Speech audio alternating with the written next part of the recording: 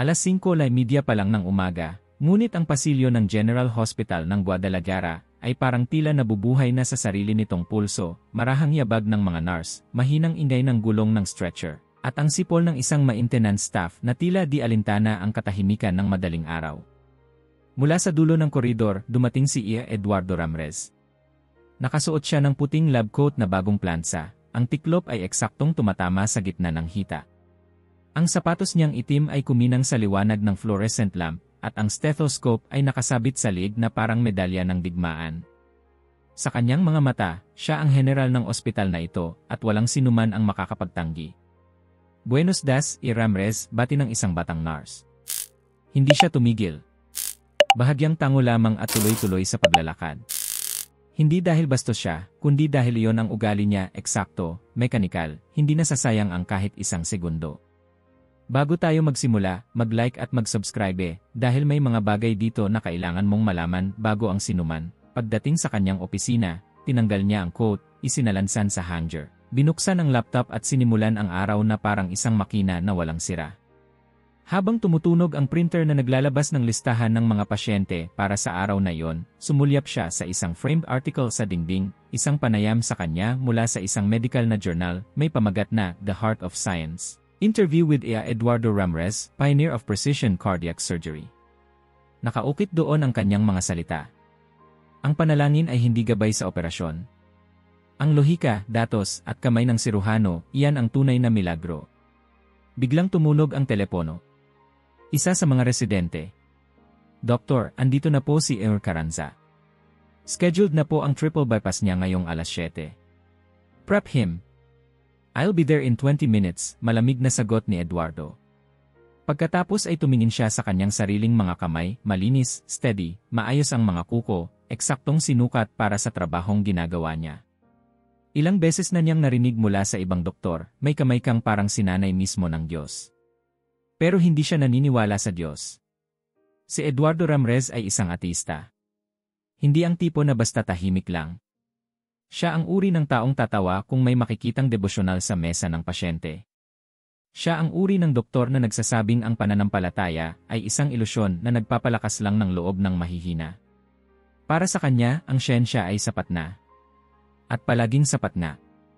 3,000 operasyon at ni isa'y walang mortalidad sa ilalim ng kanyang kutsilyo. Ikinikwento siya sa mga medical na kongreso. Inimbitahan siyang mag-lecture sa Harvard, sa Zurich, sa Tokyo. Sa operating room, siya ang hari. Sa akademya, siya ang haligi. Ngunit pag-uwi niya sa bahay, isang kakaibang mundo ang kanyang inaapakan. Eduardo, tawag ng isang banayad na tinig mula sa kusina. Nag-init ako ng pan para sa almusal. Gusto mo ng huevos con chorizo? Si Esperanza, ang kanyang asawa. Elegante, maganda, edukada. May master's degree sa information technology at namumuno sa mga proyekto sa cybersecurity para sa malalaking bangko. Ngunit sa kabila ng talinong iyon, may isang bagay kay Esperanza na hindi maipinta sa kanya. May hawak siyang rosaryo. Nakatayo sa harap ng maliit na altar sa sala kung saan may estatwa ng Birheng Maria, may korona, may asul na manta, at may mga kandila sa gilid na halos nauupos na. Naglakad si Eduardo papunta sa kanya, nakakunot ang noo. Hindi ka pa tapos dyan, sarkastikong tanong niya habang tinitingnan ang imahe ng Birhen. Hindi naman ako nagmamadali, sagot ni Esperanza, kalmado ang boses. Alam mo naman, mahal ko tong ginagawa ko. Hindi ko talaga maintindihan, Espe, umiling siya. Isang babae na tulad mo, brilyante, analitika, respetado sa tech industry, at naniniwala ka sa isang estatwang gawa sa resin. Tumingin si Esperanza sa kanya, hindi galit kundi malungkot. Hindi siya estatwa, Eduardo. Simbolo siya ng pananampalataya ko. Hindi mo kailangang maniwala pero sana naman huwag mo akong pagtawanan. Pagtawanan? Hindi. Pero minsan, gusto ko na lang sana matulog nang hindi pinapanood yang mga mata ng rebulto mong yan. Napabuntong hininga si Esperanza. Pinagpatuloy ang pagkikilik ng rosaryo. Tahimik. Matatag. Walang patutsada. Si Eduardo, sa halip na humingi ng tawad, ay nagtungo sa hapag. Kumain ng almusal na para bang siya'y isang dayuhan sa sariling tahanan. Sa ospital, siya ang Diyos. Sa bahay, siya ang dayuhan. Pagpasok ng araw, sunod-sunod ang operasyon. Isang kaso ng aortic aneurysm, 2 bypass, at isang batang may congenital heart defect. Sa bawat pagtahi, sa bawat pagputol ng tissue, tila lalong tumitigas ang loob ni Eduardo. Isa siyang maestro. Walang mintis. Walang emosyon. Sa oras ng break, pinatawag niya ang mga residente. Pag may pasyente na naniniwala sa milagro, ano ang dapat niyong gawin? Tanong niya habang hawak ang isang isif printout. Tahimik ang mga residente. Si Air Jimenez, ang pinaka-promising sa batch, ang unang nagsalita. Respeto po. Pero gabayan sila sa tamang impormasyon. Respeto, numiti si Eduardo, pilit. Ang pananampalataya ay hindi dapat pakitunguhan ng respeto, kundi ng koreksyon. Hindi tayo nag-aral ng siyensya para lang hayaan silang maniwala sa rebulto. Ang puso ay hindi gumagaling sa panalangin. Tahimik uli ang grupo. Si Jimenez ay yumuko lang. Matapos ang isang araw ng trabaho, umuwi siyang pagod ngunit kontento. Isa na namang buhay ang nailigtas. Isa na namang araw na pinatunayan niyang tama siya. Sa kusina, nadatnan niyang muli si Esperanza, naghahanda ng hapunan, habang may nakaon na programang Katoliko sa radyo. Ang Birheng Maria ay patuloy na nagkakaloob ng biyaya, sabi ng announcer. Ang misteryo ng pananampalataya ay gumagabay sa ating mga puso. Naglakad siya patungo sa radyo at pinatay ito. Seryoso, SP. Sa edad nating ito, naniniwala ka pa rin sa mga kwentong pambata. Eduardo. Sagot ni Esperanza, mahina pero matatag. Bakit ba sobra kang naapektuhan? Hindi ka naman pinipilit maniwala. Ang paniniwala sa milagro ay dahilan kung bakit maraming tao ang namamatay sa mga sakit na may lunas. Sa halip na magpagamot, nagdadasal. Delikado yan, SP. Walang silbi ang panalangin sa operating room. Tahimik siyang umiyak ng gabing iyon. Hindi niya pinansin. Sa kanyang paningin, wala siyang ginagawang mali. Pinoprotektahan lang niya ang katotohanan mula sa panlilinlang ng relihiyon. Ngunit ang hindi niya alam, may mga basag na sa dingding ng kanyang kuta. At ang puso niyang bakal, unti-unti nang ginagalugad ng init na matagal na niyang itinakwil. Isang linggo ang lumipas, ngunit ang katahimikan sa pagitan ni Eduardo at Esperanza ay tila mas mabigat pa kaysa sa ingay ng operating room. Hindi na sila nagtatalo, ngunit hindi rin sila nag-uusap ng buo. May mga tanong na hindi sinasagot, mga tingin na iniiwasan, at mga sandaling hindi na binibigyang halaga. Kapag umuwi si Eduardo, laging may nakaabang na pagkain sa mesa, mainit pa, pero wala na ang sabayang kwento tungkol sa araw nila. Si Esperanza ay lumilipat agad sa altar pagkatapos kumain, binubulong ang kanyang mga dasal, habang si Eduardo ay tahimik na umiinom ng kape, parang estrangherong nanunuluyan lang. Isang araw, pag-uwi niya, nadatnan niyang nasa sala si Esperanza, kasama ang kanyang ina, si Donna Carmen, na dumalaw mula sa Tlaquepaque. May edad na si Carmen, kulubot ang balat, maliit ang katawan, ngunit may liwanag ang ngiti. Nakaupo siya sa silya malapit sa altar, hawak ang isang maliit na estampa ng Birheng Maria na tila ginamit na sa libo-libong dasal. May kandilang sindi at isang garapon ng sampagita sa tabi nito. Ay, Hijo, andito ka na pala, bati ni Carmen, bumaling sa kanya ng may ligayang totoo. Nagpadala ako ng tamales, yung paborito mong may mole. Salamat, malamig niyang tugon. Nilingon niya ang altar at saka ang ina ng kanyang asawa. Carmen, ilang beses ko na bang sinabi na delikado ang bukas na kandila sa loob ng bahay? Pasensya na, Hijo, ani Carmen, yumuko ng bahagya. Nagdasal lang ako. Alam mo naman, para sa inyo. Sa akin. Wag mo akong isama dyan, sagot ni Eduardo, nakakunot ang noo. At baka sakaling sa susunod, sa halip na dasal, mas mainam kung vitamins ang ipagkaloob mo sa sarili mo. Mas may epekto. Napatingin si Esperanza sa kanya, may bahid ng panlulumo sa mukha. Eduardo, mama lang yan. Alam ko. Pero hindi ako sanay na ang sariling bahay ko ay magmukhang kapilya. At habang andito ako, ayoko ng ganyang setup. Tumahimik si Donna Carmen. Kinuha niya ang kanyang estampa, hinalikan ito, at mahinang itinago sa bag. Mahal kita bilang ina ng asawa ko, pero hindi ko kailangan ng mga ritual mo sa harap ko, dugtong pa ni Eduardo. Habang naglalakad palayo, hindi niya napansin ang luha na bumagsak sa mata ni Esperanza, o ang lungkot sa mga mata ni Carmen na sinubukang itago sa ngiti. Kinabukasan, nasa ospital si Eduardo. Isang critical na kaso ang dumating, lalaking may stage E heart failure. Tinawag ang buong cardiac team para sa posibleng transplant screening. Sa labas ng operating room, nakita niya si E.R. Herrera, isa sa mga senior surgeon, tahimik na nakapikit, tila nagdarasal. Talaga bang kailangan mo pang huminto sa gitna ng emergency para pumikit? Tanong ni Eduardo, habang nilalagyan ng gloves ang kamay. Ramrez, sagot ni Herrera, hindi nagalit. Bawat buhay ay may halagang higit pa sa kutsilyo natin. Sandaling panalangin lang yon. Panalangin ang dahilan kung bakit nalat ka sa briefing, balik ni Eduardo. Mas gugustuhin kong pumasok sa operating room na may team na nakapagbasa ng isiri, kaysa sa team na nakipag-usap sa imahinasyon. Si Herrera ay ngumiti lang, walang tugon, ngunit alam ni Eduardo na may tensyong unti-unting lumalaki sa pagitan nila. Ilang beses na niya itong ininsulto sa ganitong paraan, lagi niyang pinapaalala sa team na ang paniniwala ay isang sagabal sa eksaktong agham. Lumipas ang mga linggo. Parang umiikot sa parehong mga pattern ang lahat. Pag-uwi niya, si Esperanza ay tahimik, si Carmen ay laging may dalang panibagong istorya tungkol sa milagro, at siya ay laging may sagot na puno ng pang-aalipusta. Alam mo ba, sabi ni Carmen isang gabi habang sila ay naghahapunan, ang kapitbahay namin, may stage 3 cancer daw sa atay, pero nagdasal lang siya sa Birheng Maria sa loob ng 9 na araw. Ngayon, wala na raw ang tumor. Napahinto si Eduardo sa pagkain. Siguro mali lang ang diagnosis. O baka may maling basahan sa INRAE. Pero please, Carmen, huwag mong sabihin sa akin na ang cancer ay nilulunok ng panalangin. Ano bang masama kung maniwala sa kabutihan ng Diyos? Tanong ni Carmen, hindi galit, ngunit buang loob. Ang masama, Carmen, sagot niya, nakatingin ng diretsyo, ay pinipili ng mga tao ang maniwala sa mahika sa halip na magpatingin sa doktor. Ganyan ang nagpapalala sa mga kaso. Tumataas ang mortality dahil sa mga milagro nyo. Hindi na kumibo si Carmen. Tumayo ito at nagpaalam na matutulog na. Makalipas ang 2 araw, bumagsak si Carmen sa kusina habang nagluluto ng almusal. Nagtawag agad si Esperanza ng ambulansya.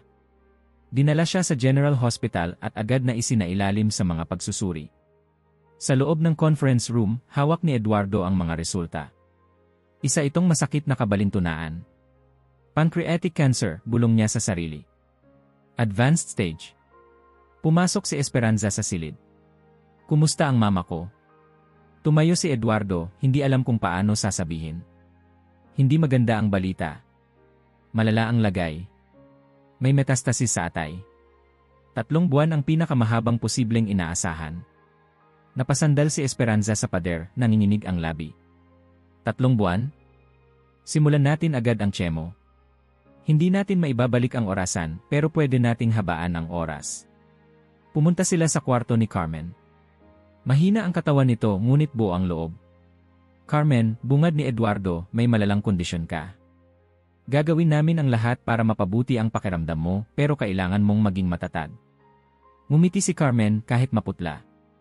Anak, alam kong may sakit ako. Pero hindi ako mag-isa. Ang mahal na ina ay kasama ko. At doon, pinakiusapan niya si Eduardo. Pwede bang dalhan mo ako ng larawan ng Birheng Maria? Yung malaki, yung may frame. Para lang may kasama ako habang nilalabanan ito. Yumiling si Eduardo. Hindi maaari. Ito ay hospital, Carmen. May hygiene protocols. At saka wala yang magagawa. Hindi naman ito gamot, sagot ni Carmen. Pero nakakatulong sa loob ko. Sa puso ko. Mas okay kung i-concentrate ka na lang sa chemo, matigas na sagot ni Eduardo. Ayokong madistract ka ng mga ganitong bagay. Nakita niya ang pagluha ni Esperanza sa tabi. Hindi na nagsalita si Carmen. Tumango lang at muling humiga. Kinabukasan, dumating si Marta, ang kapatid ni Esperanza, dala ang framed image ng Birhen. Inilagay ito sa tabi ng bulaklak sa nightstand. Nakita ito ni Eduardo sa kanyang routine check. Tumigil siya. Ano to? Regalo ko kay mama, sagot ni Marta. Alam mong matagal na niyang kasama yan sa bahay. Gusto lang naming mapasaya siya kahit papano. Walang salita, kinuha ni Eduardo ang larawan at binali sa harap nila. Pumutok ang salamin at ang mga piraso'y kumalat sa sahig. Tahimik ang buong kwarto. Walang lugar ang ilusyon dito, mariing sabi niya. Ang gamot ang mahalaga, hindi ito. Nagulat si Marta. Napasigaw si Esperanza. Si Carmen ay nakatingin lamang, walang salita, ngunit may sugat sa mga mata. Anak, sabi ni Carmen sa mahinang tinig, ikaw ay mabuting tao. Pero ang puso mo ay masyadong sugatan. Ipagdarasal kita. Tahimik si Eduardo. Wala siyang sinabing sagot. Lumabas lang siya ng silid, matigas ang katawan, ngunit may bigat na hindi niya maipaliwanag. Tahimik ang gabi sa ospital. Ang mga ilaw sa koridor ay malamlam, at tanging ang mahinang ugong ng mga makina at ang tunog ng respirador ni Donna Carmen ang gumuguhit sa katahimikan. Nakaupo si Esperanza sa tabi ng kama ng kanyang ina, hawak ang kamay nito. Si Marta ay nakasandal sa dingding, tila sinusubukang huwag umiyak. Sa mesang malapit sa paanan ng kama ay nakatayo ang bagong dinalang imahe ng Birheng Maria, ang parehong imaheng minsang nakasabit sa bahay ni Carmen sa Tlaquepaque. May malambot na ngiti si Carmen habang tinititigan ito. Salamat mga anak, sabi niya mahina ngunit malinaw. Parang nandito siya. Parang mas madali huminga kapag nakikita ko siya. Ngumiti si Esperanza. Mama, huwag kang mag-alala. Lahat ng kailangan mo, nandito kami. Bago pa siya makasagot, bumukas ang pinto. Pumasok si Ia Eduardo Ramirez, may dalang folder ng mga resulta. Tumingin siya agad sa gilid ng kama at nakita ang larawan. Napatigil siya. Isang segundo lang, pero sapat para maramdaman ng lahat na may paparating na bagyo. Anong ginagawa nito rito? Tanong niya, malamig, pero may halong put sa tono. Eduardo, sabi ni Esperanza, agad na tumayo. Si Marta ang nagdala. Gusto lang ni Mama ng kaunting kapayapaan. Hindi naman ito nakakasagabal. Lumapit siya sa nightstand, tinitigan ang larawan, ang mukha ng Birheng Maria, mga mata nitong mapagkumbaba, mga kamay na nakatiklop sa panalangin. Para sa kanya, iyon ay simbolo ng panlilinlang, ng kahinaan, ng lahat ng bagay na pilit niyang itinatanggi sa loob ng 30 taon. Hindi ito lugar para sa mga ganitong bagay, sabi niya, tinig na parang bakal. Hospital ito. May mga protocol, may aseptics. Hindi tayo simbahan. Hindi naman ito nagdadala ng mikrobyo, sagot ni Marta, may bahid ng tapang. Larawan lang ito. Para kay Mama. Huminga ng malalim si Eduardo. Tiningnan niya si Carmen, na tahimik lang, may tingin ng pagsusumamo sa kanyang mga mata.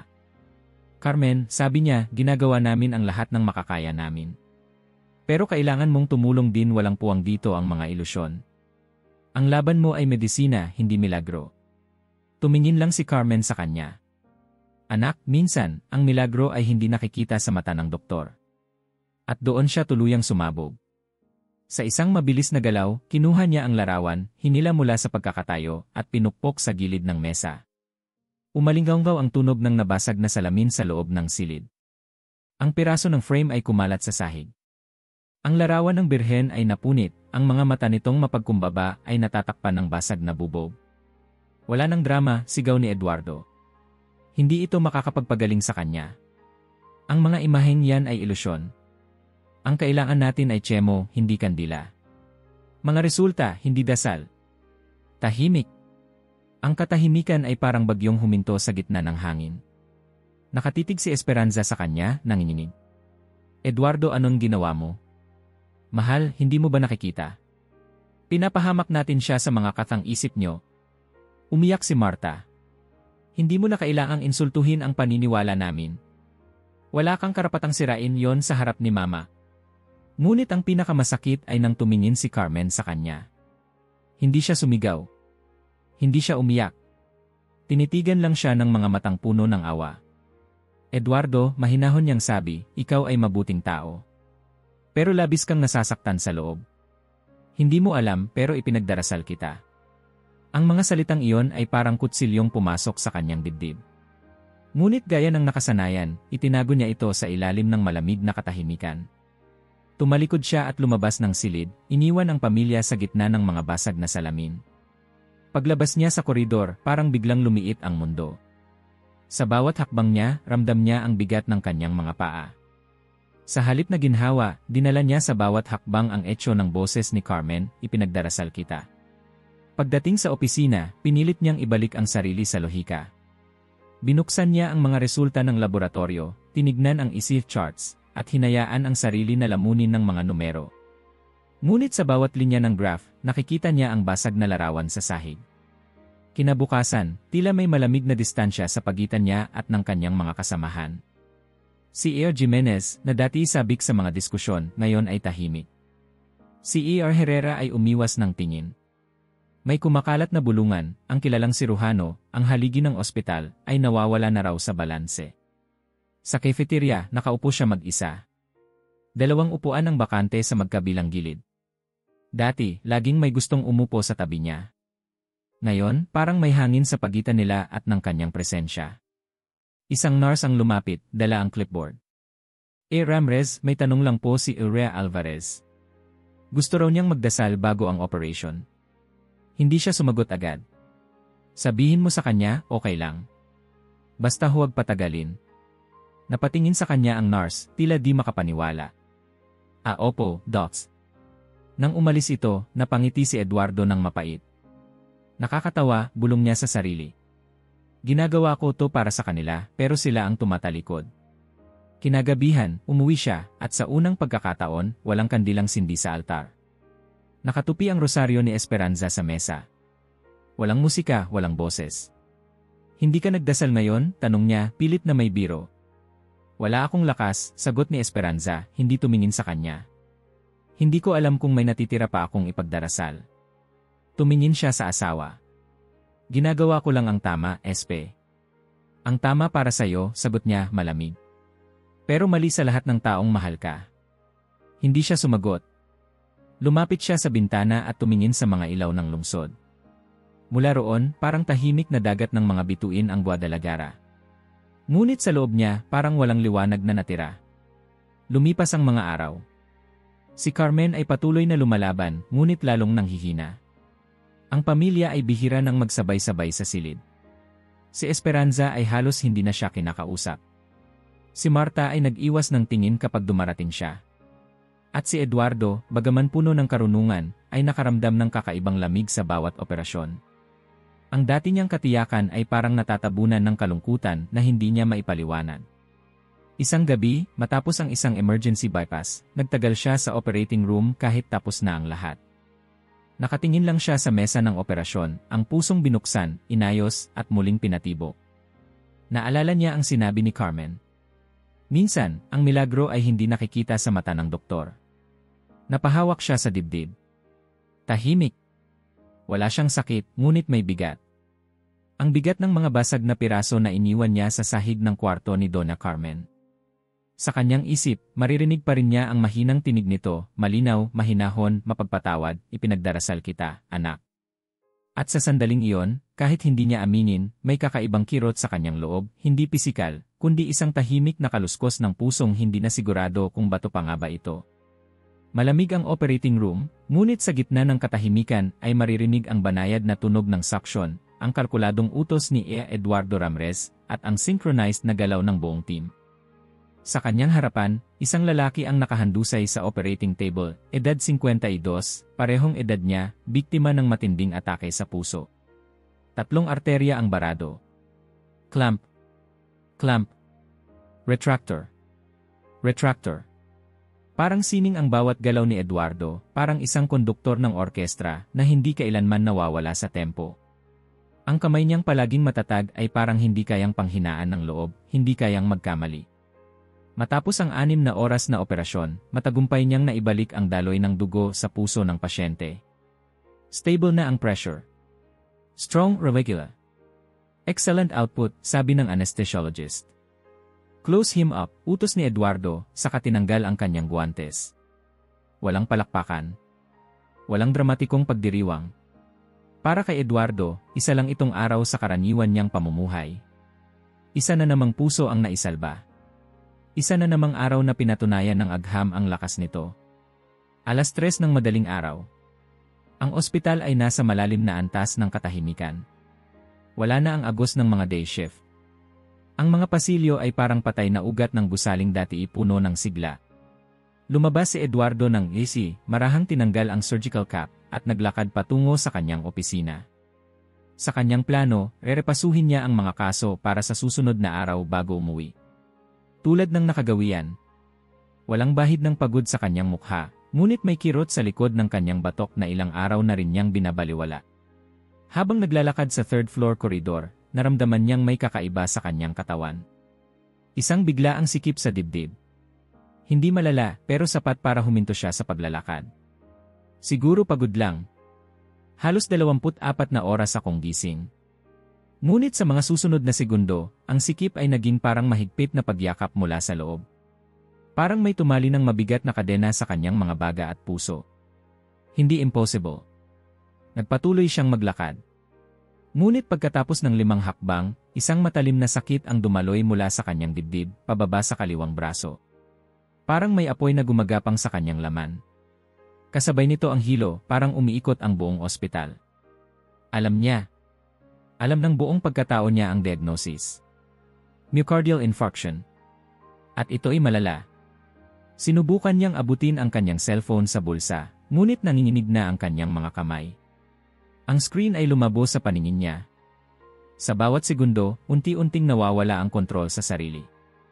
Tulong Bulong lang iyon. Walang narinig. Walang tao. Nakasandal siya ngayon sa pader, pawis na pawis, basang-basa ang likod ng kanyang coat. Pilit niyang pinipigilan ang pagkatumba, ngunit dumulas ang isang paa. Napaluhod siya. Saka siya bumagsak. Ang malamig na linoleum ng ospital ay tila niyakap ang kanyang katawan. Naroon siya sa sahig, ang dating Diyos ng operating room, ngayon ay isang pasyenteng walang makakapagsalba. At habang nakahandusay, ang puso niya ay unti-unting kumakawala sa ritmo. Wala nang oras. Ganito ba talaga matatapos? Ako, na nagligtas ng libo-libong buhay. Na pinagtawanan ang panalangin, na nagsabing walang Diyos, mamamatay mag-isa, sa isang koridor. Ipinikit niya ang mga mata. Hindi dahil sa pagpapaubaya, kundi dahil sa kawalang magagawa. Ang gulat, ang takot, ang desperasyon, lahat ay sumisigaw sa kanyang loob. At sa gitna ng lahat ng iyon, biglang nagbago ang liwanag. Ang dilim ng koridor ay napalitan ng isang ginintuang sinad. Isang ilaw na hindi masakit sa mata, ngunit parang niyayakap ang buong katawan niya. Parang mainit na sinag ng araw sa gitna ng taglamig. At mula sa ilaw na yon, may anyo na unti-unting lumitaw. Isang babae. Nakasuot ng mahaba, maputing damit na may asul na manta na tila gawa sa mga bituin. Ang kanyang mga mata ay may lambing na hindi kailanman naranasan ni Eduardo kahit sa kanyang kabataan. Ang kanyang presensya ay hindi nagpapabigat kundi nagpapagaan. Parang natutunaw ang bawat kirot, bawat galit, bawat takot. Hindi siya nagsalita. Walang salita, ngunit nakuha ni Eduardo ang lahat ng nais niyang sabihin. Hindi kita iniwan. Mahal pa rin kita. Hindi huli ang lahat. Ang kanyang mga kamay ay hindi gumagalaw, ngunit sa puso ni Eduardo, may nangyaring himala. Isang mainit na pakiramdam ang gumapang mula sa dibdib niya. Hindi mainit na masakit, kundi mainit na parang yakap. Isang sigla, isang enerhiya, isang paghilom.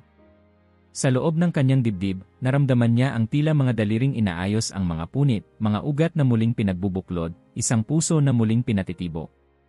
Hindi siya sigurado kung gaano katagal iyon tumagal. Isang segundo. Isang taon. Ngunit sa wakas, napansin niyang humina ang kirot. Ang kanyang paghinga, na kanina'y putol-putol at mababaw, ay naging malalim at mahinahon. Ang kanyang mga kamay, kanina'y naninigas at malamig, ay muling gumalaw. Idinilat niya ang mga mata. Wala na ang liwanag. Wala na ang babae. Ngunit naiwan ang kapayapaan. Naiwan ang katahimikan na hindi nakakabingi, kundi nakapagpapagaling. Naiwan ang damdaming parang may bagong tibok sa kanyang puso, hindi lang literal, kundi espiritual. Humiga siyang muli. Sa koridor ng ospital, habang marahang hinihimas ng malamig na hangin ang kanyang pawisang noo, ay umiyak siya. Hindi dahil sa sakit, kundi dahil sa hiya. Dahil sa pag-unawa. Dahil sa pag-ibig na hindi niya kailanman hinanap, ngunit dumating. Dahil sa isang inang hindi siya pinabayaan. Hindi niya alam kung gaano katagal bago siya natagpuan ng isang nurse. Ngunit nang buksan ng nurse ang ilaw at makita siyang nakahiga roon, umiiyak ngunit buhay, ay bigla itong tumawag ng code. Ilang sandali lang, siya ay isinakay sa stretcher, dinala sa at nilapatan ng mga primary tests. Ngunit sa kanyang isipan, wala na siyang takot. Alam niya na anuman ang makita nila sa test, anuman ang diagnosis, ang totoo ay nangyari na ang tunay na paggaling. Hindi sa labas, kundi sa loob. Ang unang tunog na narinig ni Eduardo nang magmulat siya ng mata ay ang pamilyar na beep ng cardiac monitor. Sunod ay ang banayad na tunog ng oxygen machine sa kanyang kanan, ang banig ng tela, at ang mahinang usapan ng dalawang nurse sa labas ng silid. Maalinsangan ang kanyang dibdib. May mga electrode na nakakabit. Nakasuot siya ng hospital gown at ang kisam ay kulay krema, karaniwang kulay ng iing. Dahan-dahang bumaling ang kanyang ulo, at sa gilid ng kama ay nakita niya si E. Martinez, matagal na niyang kaibigan at kasamahan sa larangan ng cardiology. Eduardo, sabi ni Martinez, inaayos ang salamin habang binabasa ang chart. Walang biro. Akala namin mawawala ka kagabi. Hindi sumagot si Eduardo agad. Inikot niya ang paningin. Wala ang ginintuang liwanag. Wala ang presensya. Ngunit may naiwan, isang katahimikan sa kaloob-looban niya na hindi niya kailanman naramdaman sa buong buhay niya. Anong nangyari? Tanong niya, paos ang boses. Massive infarction, sagot ni Martinez. Lahat ng sintomas, pagkipot ng coronary artery, elevated cardiac enzymes, classic A waveforms. Pero napahinto ito sa kanapailing. Eduardo, wala kang damage. Wala. Zero. Ang echo ay normal. Ang enzymes mo ngayon parang hindi ka nagka-atake. Wala ni isang necrotic tissue.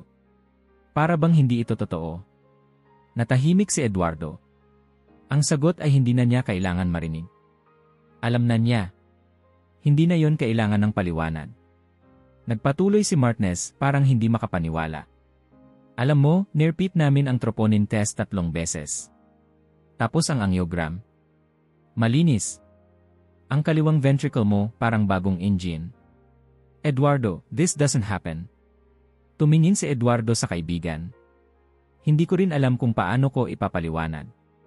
May naaalala ka ba? Matagal siyang hindi sumagot. Tuminala siya sa kisem. Sa kanyang alaala, muling bumalik ang mga mata ng babae sa ginintuang liwanag. Hindi niya binanggit ang pangalan. Hindi niya binanggit ang eksaktong nakita niya. Hindi pa. Hindi pa ngayon.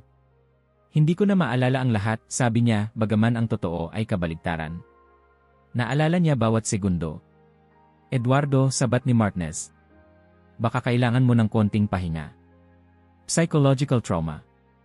Nasa ilalim ka ng matinding stress. Kahit sinong tao, matitiklo. Ngumiti si Eduardo. Siguro nga. Baka yun lang. Ngunit sa kanyang puso may nagbago. Hindi iyon trauma. Hindi iyon hallucination. Iyon ay katotohanan na pinili ng Diyos na ipakita sa kanya sa paraan na hindi niya pwedeng tanggihan. Kinagabihan, habang mahimbing ang tulog ng ibang pasyente, bumangon si Eduardo. Tahimik niyang tinanggal ang mga wire na nakakabit sa kanyang dibdib. Maingat niyang hinubad ang gay. Tiningnan ang paligid, walang nakakita. Nagbihis gamit ang mga damit na dinala ni Esperanza na nasa bag sa sulok. Isinuot ang sapatos at lumabas ng ospital. Hindi siya nagpaliwanag. Hindi siya nagpaalam. Hindi niya rin alam kung paano niya ipapaliwanag. Basta't kailangan niyang pumunta. Sa kanyang pagmamaneho sa madilim na kalsada patungong lungsod ng Mexico, halos walang ibang sasakyan sa highway. Ang headlights lang ng kanyang kotse ang naglalawan sa daan, habang sa likod niya ay ang Guadalajara na unti-unti niyang iniiwan, hindi bilang lungsod, kundi bilang simbolo ng kanyang dating pagkatao. Sa bawat kilometro, bumabalik sa kanya ang mga alaala, ang bawat biro niya sa pananampalataya ng kanyang asawa, ang pagkutya niya sa mga pasyente, ang pagbasag niya sa larawan sa harap ni Donna Carmen, ang katahimikan sa mata ni Esperanza na hindi niya kailanman pinansin. Ang kanyang puso ay tila mas mabilis ang tibok ngayon, hindi dahil sa sakit, kundi dahil sa bigat ng pagsisisi. Pagsapit ng hating gabi, narating niya ang bakuran ng basilika na dedikado sa Birheng Maria. Halos wala ng tao, maliban sa ilang debotong tahimik na nakaluhod sa gilid ng simbahan. Bumaba siya ng kotse. Mabigat ang kanyang mga hakbang, parang may batong nakatali sa kanyang mga paa. Ngunit ang katawan niya ay parang hinihila sa loob. Hindi siya sigurado kung anong puwersa ang nagtutulak sa kanya, pero wala siyang kakayahang tumutol. Paglapit sa harap ng altar, lumuhod siya. Walang seremonya. Walang salita. Basta lumuhod siya, parang batang nawawala sa loob ng mall at ngayon lang nakita ang ina. At doon siya nagsimulang umiyak. Hindi iyak ng sakit. Hindi iyak ng takot. Kundi iyak ng pusong sa wakas ay napagod. Patawad, bulong niya. Patawad, inay. Hindi niya ininda ang mga tao sa paligid. Hindi niya ininda kung nakatingin sila. Sa kanya, wala na silang lahat. Ang meron lang ay siya, ang altar, at ang liwanag sa kanyang alaala.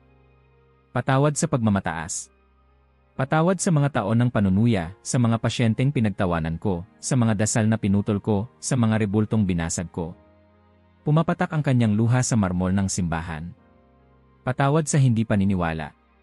Patawad sa pagiging sarado. Sa pagiging malamig. Sa pagiging bato.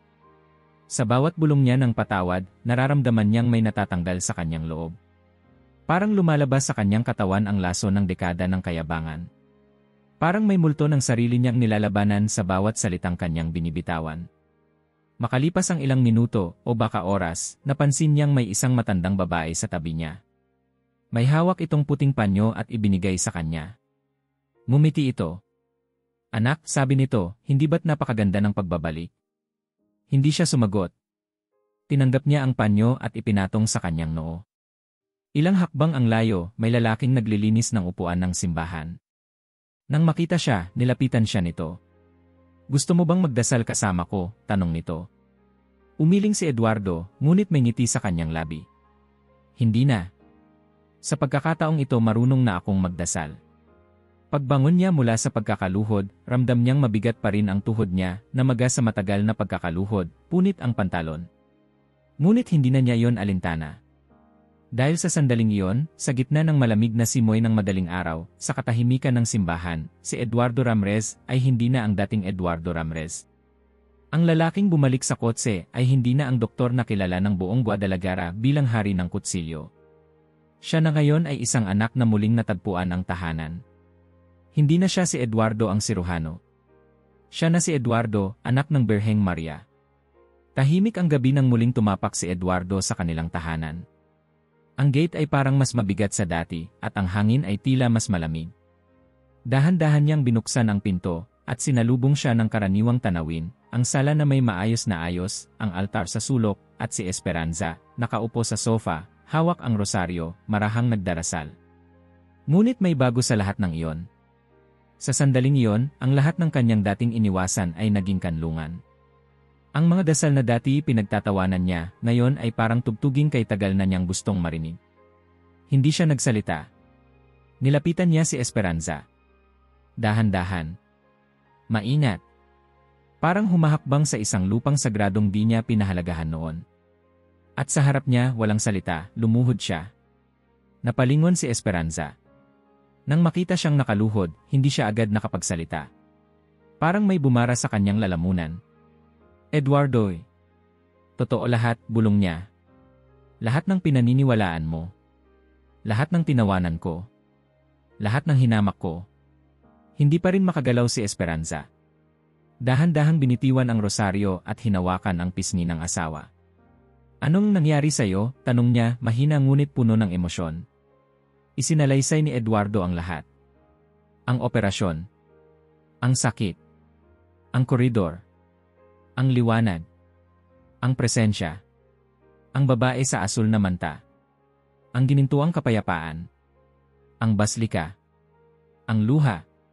Habang nagsasalita siya, unti-unting bumaha ang luha sa mata ni Esperanza. Tahimik lang siyang nakikinig, pero bawat salita ni Eduardo ay tumatama sa kanyang puso na tila kay tagal nang naghihintay marinig ang himig na ito. Ipinagdasal ko iyan araw-araw sa loob ng 30 taon, bulong niya. Araw-araw. Hindi ako tumigil kahit minsan. Umiyak silang magkasabay. Walang sermon. Walang panghuhusga. Wala ring sabi ko na.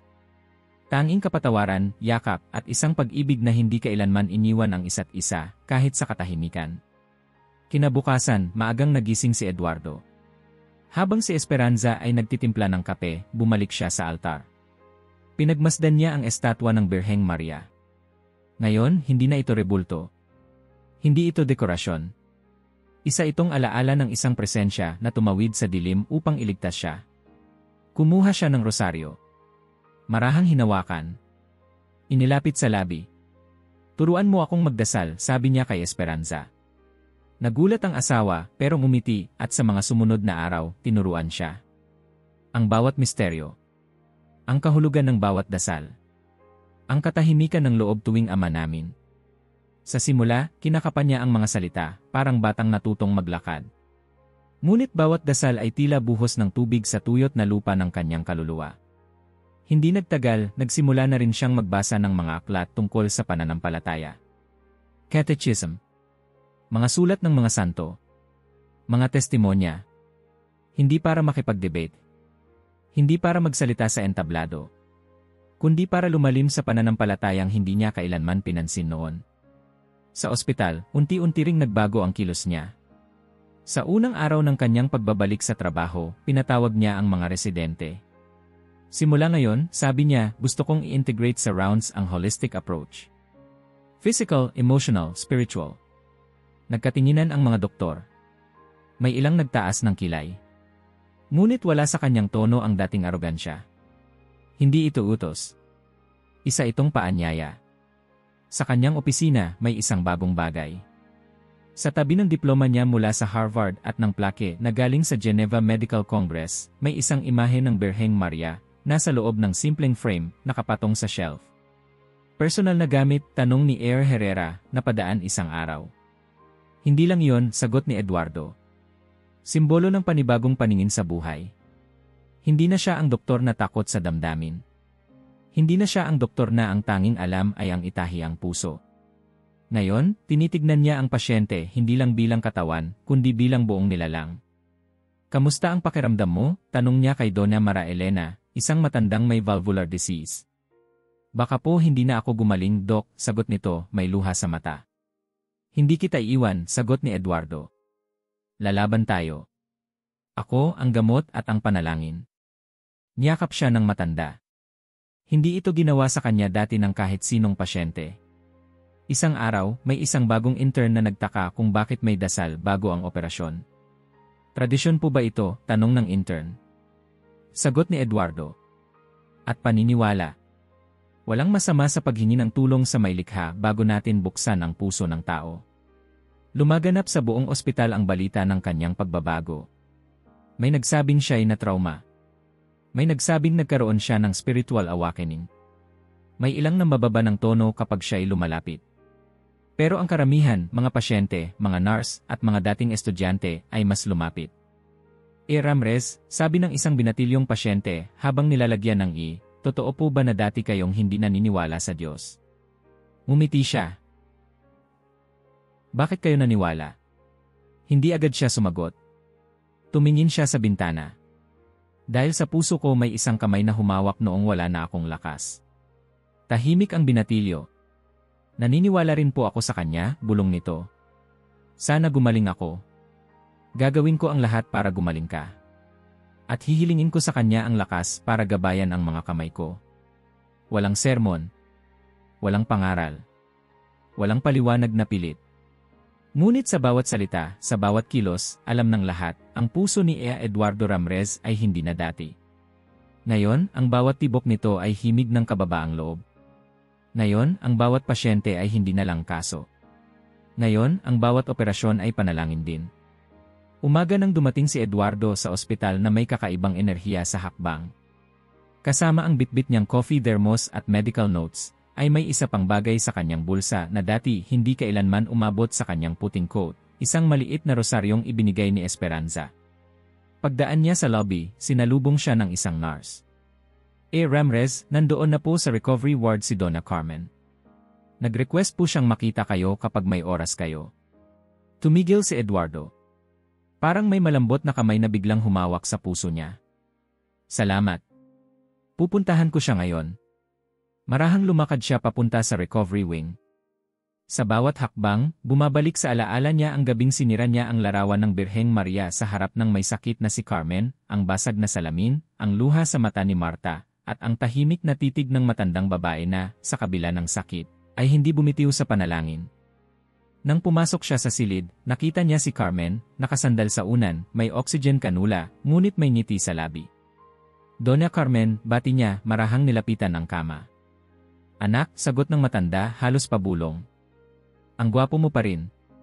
Pero ngayon mas maliwanag ang mga mata mo. Umupo si Eduardo sa tabi niya. Mas magaan ang loob ko ngayon, Carmen. At mas malinaw ang puso ko. Tahimik silang nagkatinginan. Patawad po, bulong niya. Sa lahat ng ginawa kong masakit. Sa pang-aalipusta ko sa paniniwalaan nyo. Sa pagbalik ko ng imahe. Sa mga salitang hindi ko na mababawi. Ngumiti si Carmen. Matagal na kitang pinatawad. Ang isang inang nagmamahal ay hindi kailanman humihinto sa pagdarasal para sa anak. Napahawak si Eduardo sa kanyang mata, pinigilan ang pagbagsak ng luha. Pwede mo ba akong turuan, Carmen? Tanong niya. Turuan mo akong magdasal. Hindi lang yung mekanikal. Gusto kong matutunan yung dasal na may puso, na may tiwala. Kagaya ng dasal mo. Sumilay ang ngiti sa labi ni Carmen na parang bagong sikat ng araw. Gagawin kong ikalulugod ko yan. Sa wakas, pwede ko nang ibahagi ang aking pananampalataya sa taong matagal ko nang ipinagdarasal. Nagtagal sila ng halos 1 oras. Tinuruan siya ni Carmen ng mga simpleng panalangin habang magkahawak sila ng kamay. Si Eduardo, sa bawat ama namin at Aba Ginoong Maria, ay tila unti-unting iniangat ang sarili mula sa kanyang dating pagkatao. Kinagabihan, bumisita siya sa isang simbahan sa may kanto ng ospital, isang maliit na kapilya na laging bukas para sa mga pamilya ng pasyente. Walang kasamang esperanza. Wala ring sermon. Pumasok siya, tahimik, naupo sa likod, at tiningnan ang altar. Sa gitna, isang simpleng imahen ng Birheng Maria, nakatayo, nakangiti, parang inaantay lang siyang dumating. Hindi na siya humingi ng paliwanag. Hindi na rin siya nagtatanong kung totoo ba ang lahat. Dahil sa puso niya, alam niyang totoo ang pagmamahal na iyon. At iyon lang ang mahalaga. Kinabukasan, bumisita siya sa ward para sa mga bata. Si Inigo, isang 8 taong gulang na may congenital heart defect, ay naghihintay ng operasyon. May drawing book ito at ballpen. Dosi, tanong ni Inigo, sigurado ka bang magaling ka? Ngumiti si Eduardo. Tinanong mo yan sa akin dati, di ba? Tumango si Inigo. Pero ngayon, iba na yung ngiti mo.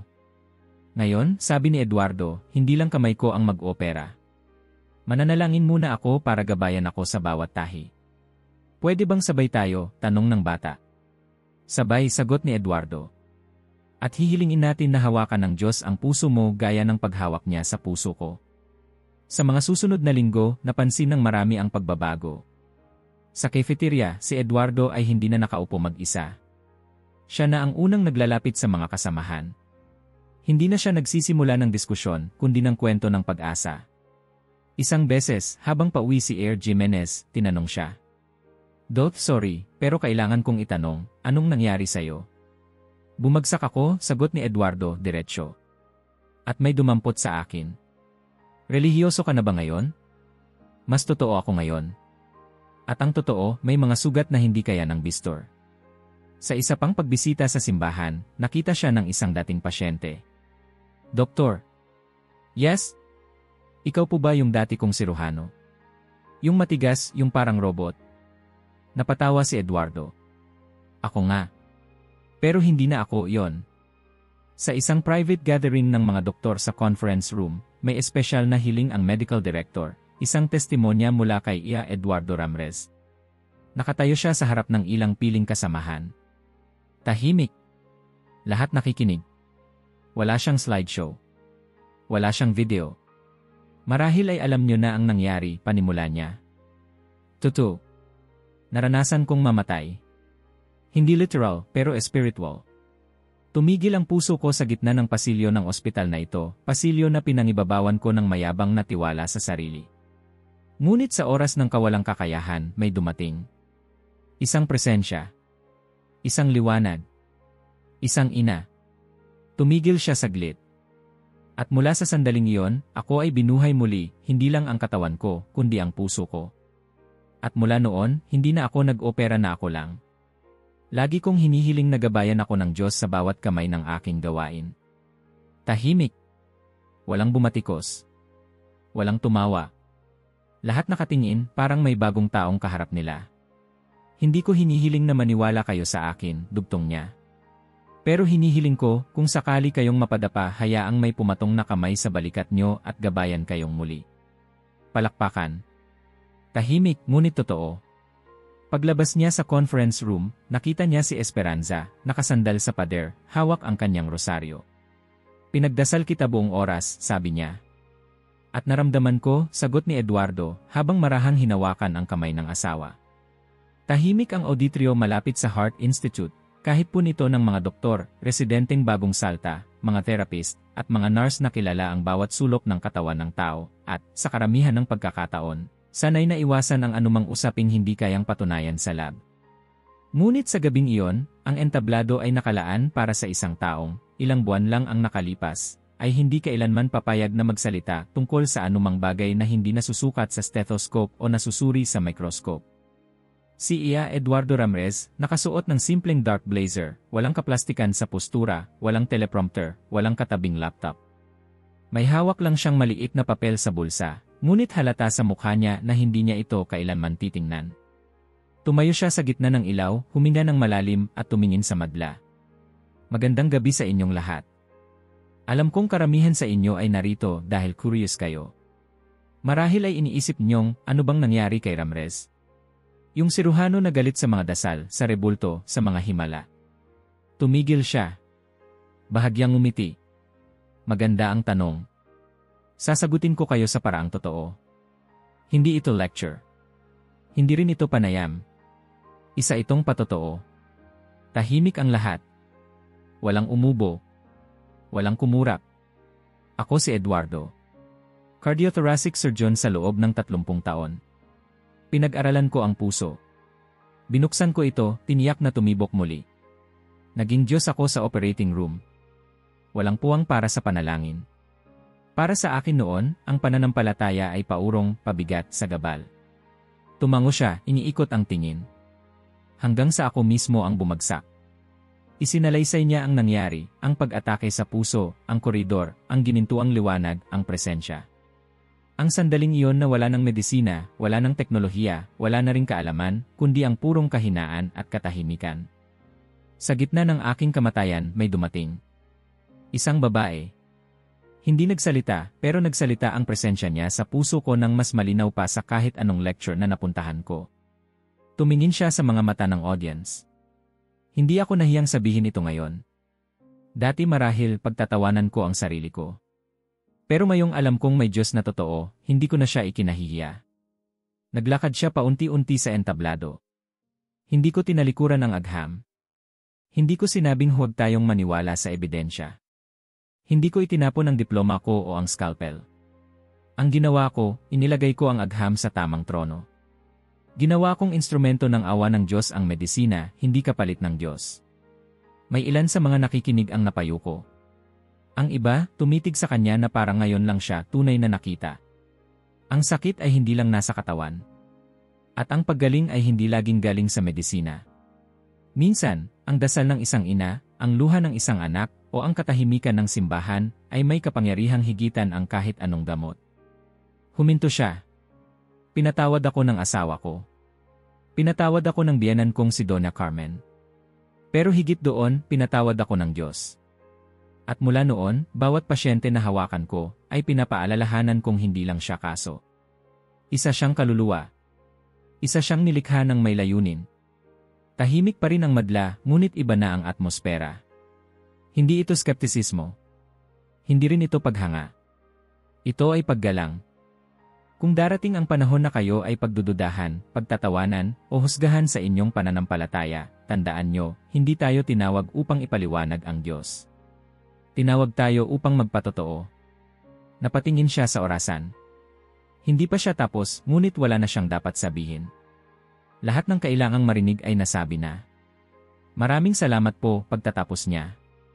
At kung isa man sa inyo ang dumaan sa dilim na naranasan ko, tandaan nyo, may liwanag. At may ina na laging nagmamasid. Tumayo ang buong madla. Hindi palakpak ng obligasyon. Isa itong pagtanggap. Kinagabihan, umuwi siya sa kanilang bahay. Tahimik. Sa sala, naroon si Esperanza, nakaluhod, hawak ang rosaryo. May kandila sa gilid. Hindi siya nagsalita. Lumuhod siya sa tabi nito. Tahimik. Kasabay. Walang utos. Walang tanong. Nagdasal siya. Buong puso. At habang paulit-ulit ang mga abagi noong Maria, tiningnan niya ang mukha ng kanyang asawa, matahimik, totoo, payapa. Sa sandaling iyon, alam niyang kahit anong gulo ng mundo, kahit anong pagdududa ng ibang tao, kahit anong tanong na hindi pa nasasagot, ligtas na siya. At sa sumunod na umaga, pagpasok niya sa klinika, tumingin siya sa dingding ng opisina. Nandoon ang larawan ng Birheng Maria. Nakatingin sa kanya. Tahimik. Banayad. Parang sinasabi, narito lang ako. Lagi. At tumibok muli ang kanyang puso, hindi na bilang siruhano lamang, kundi bilang tao. Bilang anak. Bilang saksi. Kung naabot mo na ito, mag-iwan ng like at mag-subscribe dahil ang mga balitang tulad nito, ikaw ay dapat. Ang unang nakaalam.